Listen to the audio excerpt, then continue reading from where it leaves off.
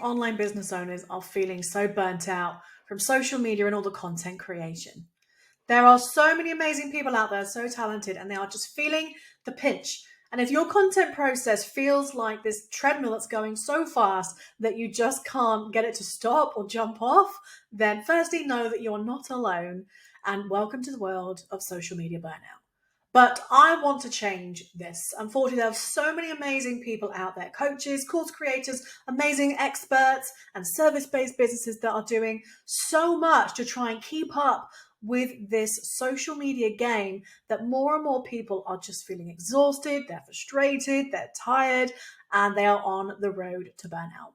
So it's time to stop this and make life easier by making your marketing more efficient and get the results that you want, but without this giant ball and chain holding you back, right? But there is hope, don't worry, and I'm here to help. And hopefully I can just give you some tips today and strategies that can help you to see how you might be able to simplify, take some of that pressure and load off your shoulders and make this work more efficiently and still keeping in a way that's right for you, that actually suits you. Because there is a way that we can market and sell our businesses and products and services that is a fit for every person as individuals, because we're all different. Let's dive into the overwhelming world of content creation and find a way out together. I'm here to support you. So let's have a look at why are we so goddamn exhausted? What is it that's causing all of this overwhelm? I'm sure you can relate to this. You know, you're feeling trapped in this relentless cycle of content creation. And there's so many different platforms and latest and greatest, and so many people sharing, this is working great, that's working great, you need to be doing this, you need to be doing that, consistency is key, blah, blah, blah. And we can just be left feeling exhausted, frustrated, feeling like we're being pulled left, right, and every direction possible, just going, oh my God, I just want something simple. I'm just speaking from what goes on in my brain, let alone you. So I'm sure you're probably sitting there nodding along going, yep, totally feel that too. What is it that causes so much overwhelm? The first thing is it feels like this big content hamster wheel, right? Churning out fresh, new content every day can leave you feeling like you're running around in circles, never getting ahead. It's that treadmill that I mentioned. Just feeling like you're on this hamster wheel and you're like, how the hell do I get off? It's like those funny little clips that you see and the hamster goes flying. Sometimes it feels like that, doesn't it? It can also have this algorithm anxiety, right? Keeping up with the ever-changing bloody algorithms and people talking about hacking the algorithm and stuff, trying to learn the latest rules of the game, only to have them change. You finally get it figured out and then it changes again. You're just like, God, how can I keep up? Then we have the comparison game. You might be seeing other people having the success that you want. And this can create self-doubt, insecurity. We start doubting our abilities, and if we're really meant for this, do we need to go and get a job again? And it really starts to chip away at your self-confidence if you allow it by comparing yourself to other people. There's this pressure to perform, right? This kind of constant need to be on all the time. You know, social media is on all the time. You know, I work with people all over the world, and so time differences and stuff. And so just this feeling like you've always got to be available or always got to be on and showing everything on social media every day can be draining. Then we have good old FOMO, right? The fear of missing out. With new platforms and trends, there is always this kind of underlying fear that maybe we'll fall behind and we've got to catch up, and can we keep up with everything? There is always a new thing. We recently had Threads just launched and I wasn't going to join it, and then I did. And lo and behold, I don't really go in there much at the moment because it's just yet another thing. But the fear of missing out can catch us, can't it? We can get in and go, oh God, I feel like I need to be in there. So this can really cause a lot of overwhelm. So do any of those resonate with you? Let me know which ones you're like, yep. If it's all of them, just say all of them. They do for me. Obviously, I'm talking this from my own personal experience as well, but I know I'm not alone. I'm been in lots of masterminds and groups, and we realize it that we all feel the same way. We all have these feelings. And so really now it's about how can we stop this hamster wheel? How can we get a rhythm of content creation that can be sustainable for you? It's a bit more enjoyable and it's effective. It actually does something rather than just posting for the sake of it just to stay active. How can we actually really make sure that not only is your content system streamlined for you from the creation, you can reclaim your time and reignite your passion and have it actually produce the output that you want. So let's find your flow. I want to give you some great tips now about how you can streamline your content creation process. Now, this for me is a constant work in progress. I have tried so many different things. I get into a flow for a while and then something might throw me off and I might get caught back in some of those overwhelming pieces that I talked about. But I know that for the most part, I have processes in place. I have worked on a lot of different methods that, again, are being right for me, and you have to find what's right for you. So hopefully there's some things from what I'm about to share that can help you just try to stay ahead of the game for yourself. How can you make it as simple and streamlined as possible so you can make it effective? The biggest one that I think massively helps is planning ahead with purpose. I know for myself, when I don't plan, it ends up being this kind of higgledy-piggledy, this content piece about this, something else about something else, and it's not so intentional and the purpose isn't there. So plan ahead with purpose. Know your intention. Think about what do you want each post to do? What's the purpose of it? What's the intention behind it? Is this leading people to take that step further to actually becoming a customer or a client of yours or a lead? Is it bringing somebody that one step closer? Because there's no point in posting something just for the sake of it. Algorithms or not, quality is always over quantity, in my opinion.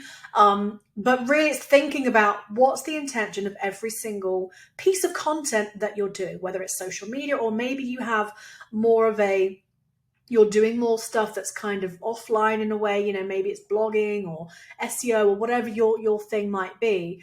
But whatever you're doing needs to have purpose and intention behind it.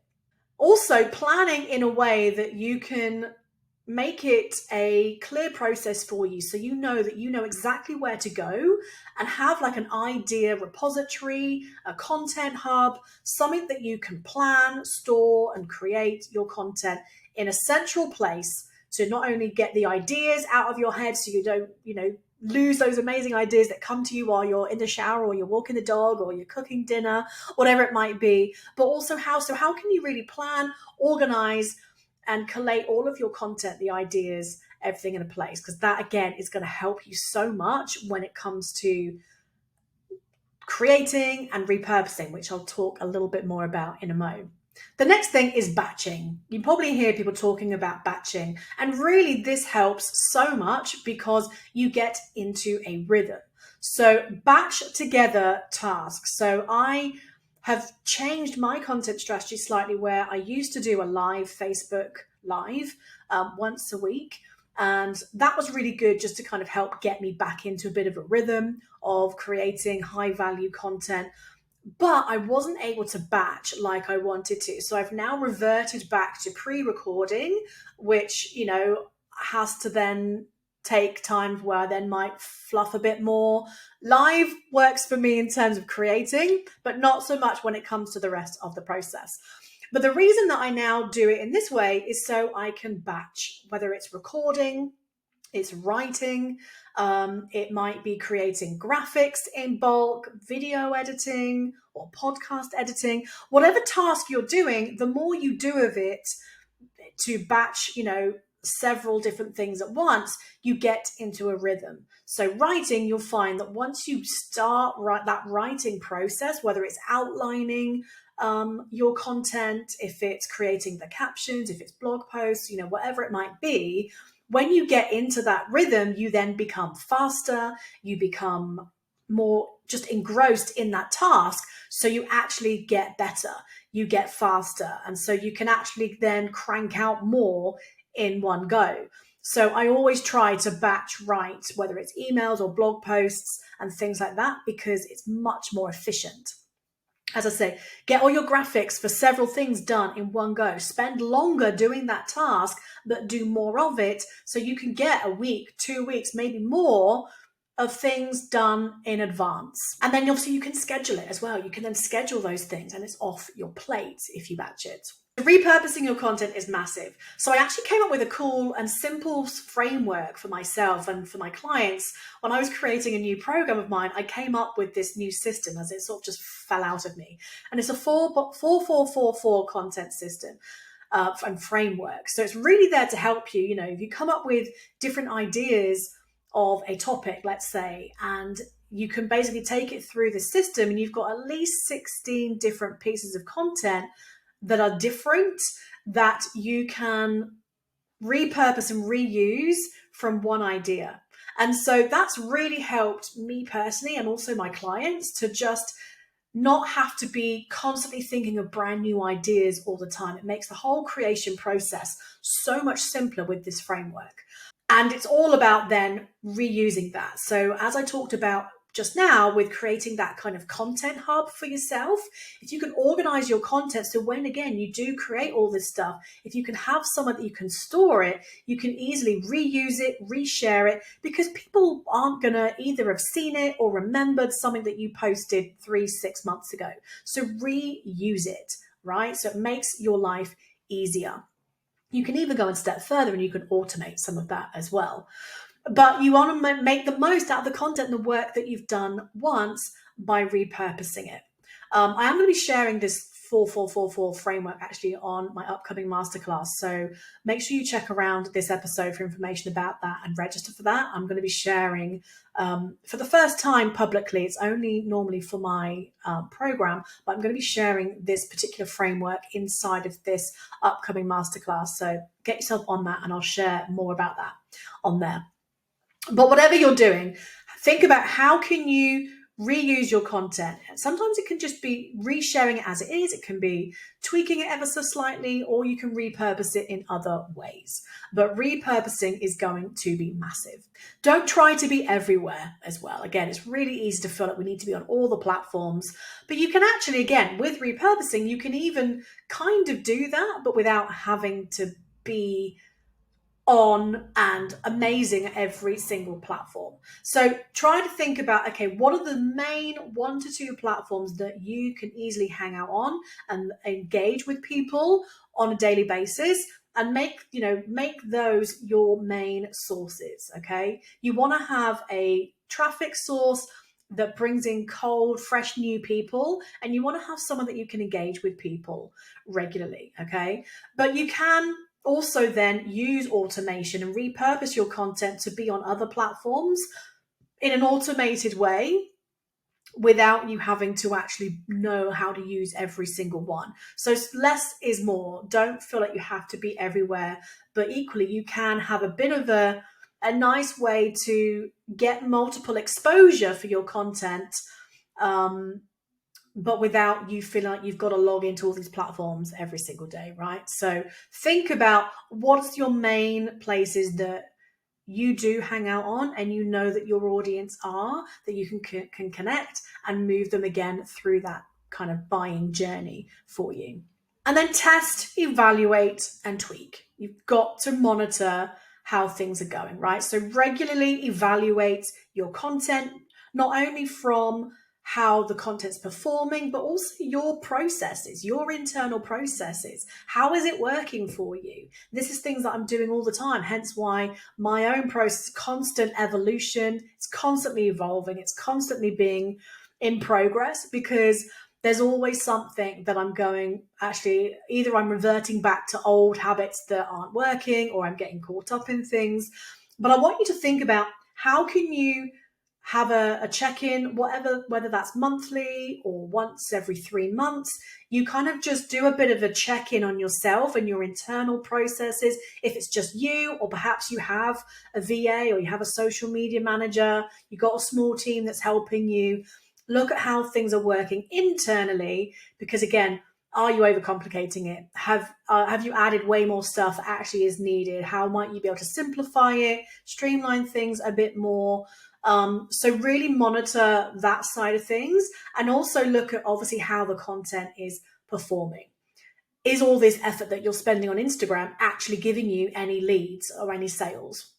This is something that I realized I was spending, and I do. Instagram is somewhere where I've been putting a lot of time and energy in, but when I look at the numbers, it's giving me very little when it comes to leads and sales. So I'm having to switch my attention, where Instagram is kind of more of my maybe community building and engaging, where I like to share the behind the scenes in stories and things like that. But in terms of traffic and leads and sales, they do not come from Instagram. So I need to switch, like the 80-20. I need to put more attention on the things that are and less on the things that aren't. But without actually tracking and monitoring and actually reviewing this stuff, I wouldn't know. So that's really important as well for you to think about, is if you're not tracking, if you're not doing a check-in on how your content and your marketing is actually performing, to know where are your leads coming from, where are the sales coming from, then you absolutely need to do that. And again, I'll put a couple of resources in the show notes for you that can help with that. If you need anything, I've got spreadsheet bundles that give you all of this stuff that can make it easier for you. So I'll put a link to that in the resources section for you as well. Because planning alone isn't enough, right? You could have the best plan. And again, I've fallen for these. I had everything planned out, but then when it comes to the creation part, it was like, oh, okay, a week's gone and I haven't actually done any of the content that I planned. So that's why you really got to make sure that you check in on these things. Is there any perhaps mindset things that might be getting in the way? Is it processes? Have you maybe overcomplicated it? Are you trying to do too much? And a simple question: how can I make this simpler? That one question alone will get your brain in that curious perspective and going, right, is this too much? Can I scale it back? Do I really need to be doing all of this? The 4-4-4-4 method, it can be as grand or as simple as you like. It's really up to you. So again, I'll be sharing that on the masterclass. So if you find yourself constantly resisting things, not getting things done, procrastinating, look at how can you tweak your processes. Is there some mindset work? Perhaps maybe there's something going on internally and subconsciously that you're not aware of that perhaps you need to do some work on. And look at, okay, is there a better fit for me? Is there a switch that I can make in the methods and the activities that you're doing that, again, can make everything just kind of feel like it's gelling together more? Because the thing that I've realized, and I don't know whether you feel this too, content creation can be as overwhelming as we allow it to be. So by doing these things, it's going to help alleviate a lot of that. It gives you points to take back that control and not let content overtake your entire life. You're in control. You're in the driving seat. You are the business owner. You're the CEO of your own business. So how can you and how might you be able to stop things from getting out of control? So plan ahead, batch. If you need to outsource, outsource. Repurpose the work that you've already done. Reuse that stuff that you've already done. So you're not then having to create so much brand new stuff. That then can scale back, and then test, tweak, and evaluate regularly. Okay, so you can check in on all of those things. So I really want people to be able to have systems, have ways that they can take away this road to burnout, right? This overwhelm, and say, this is something that I'm always having to tweak myself. I find myself sometimes back in that space. So I'm absolutely talking from personal experience. And every time I go through these things, I feel so much clarity. I'm like way more intentional with my content. I'm not so sporadic. I feel like I'm more back in control with things. I feel like things are back working in the system that I've created. And it just feels so much easier. And that's what we want. We don't want business to feel so hard, right? So whatever ways that you can make it easier, but still effective, that's what we want to do. Because at the end of the day, you have some great offers. You've spent so much time on your skills, your development, your expertise. Perhaps you've invested a lot in qualifications and certifications. We want you to be focusing on doing the stuff that you're great at, that you love to do. And if marketing and content creation isn't that, look at what things absolutely have to be you. Like, only I can record videos like this, but somebody else can do other things. And I heavily rely on tools and automation to take care of a lot of the load for me. And so I'm going to be sharing a lot more of this stuff inside of that masterclass. So I'd love to invite you in there. So go and check around this video and this episode for the show notes and resources that I've mentioned. You can go and register for that masterclass. There are times when I'm doing it live. So as of recording this video and this episode, it is going to be live. It might potentially be a replay on demand version, depending on when you are coming across this episode. But I want to help show you how you can make the content part of your strategy, but know that you have got an entire sales and marketing system and strategy that not only takes people through the process from stranger to becoming, can't wait to work with you, awesome client, that takes them through the process that can be automated and do a lot of that heavy lifting for you. It means you're not solely reliant just on social media. You've actually got an infrastructure and a system that is going to give you more consistency in your lead generation, in your sales, that feels good too, right? That feels more aligned to you. So I'm going to show you how you can do that with my 8-piece leverage marketing system. So you can go and find more information, get yourself on that masterclass, and definitely go and check around for all of the resources that I've mentioned in this episode.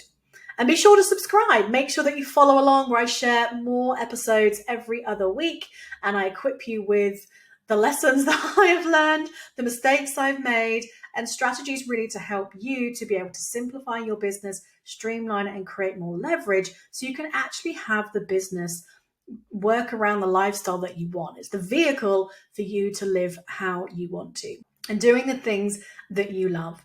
So I'd love for you to leave a comment with me, your takeaways of this episode. What things has maybe given you food for thought? You're like, hadn't thought of it that way. Or actually, I used to do that and I've stopped.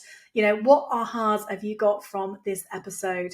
And if you think anybody else would benefit from this message and from hearing this episode, shares and loves are always appreciated. So if you can share this episode with them, and I would just appreciate it so much to help me get this out to more people so they can get one little nugget from this lesson, will be just amazing. It fills my heart.